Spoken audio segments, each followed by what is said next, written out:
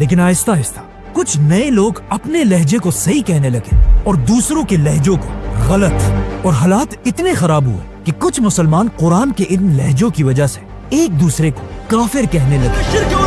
اسی طرح یہ بحثیں بڑھتی گئی اور تیسرے خلیفہ حضرت عثمان کے دور میں اپنی پیک پر پہنچے۔ حضرت عثمان کے دور میں مسلمانوں نے یہ سارا علاقہ فتح کر لیا تھا اور اب مسلمانوں کی فوج تیزی سے آذربائیجان کی طرف بڑھ رہی تھی۔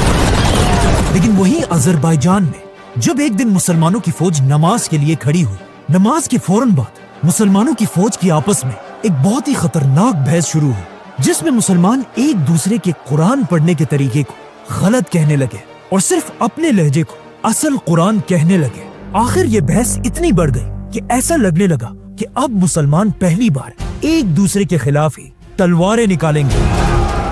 لیکن مسلمانوں کی اس فوج میں ایک بہت بڑے صحابی بھی موجود تھے، حذیفہ بن یمان رضی اللہ عنہ۔ جب انہوں نے مسلمانوں کو اس طرح لڑتے ہوئے دیکھا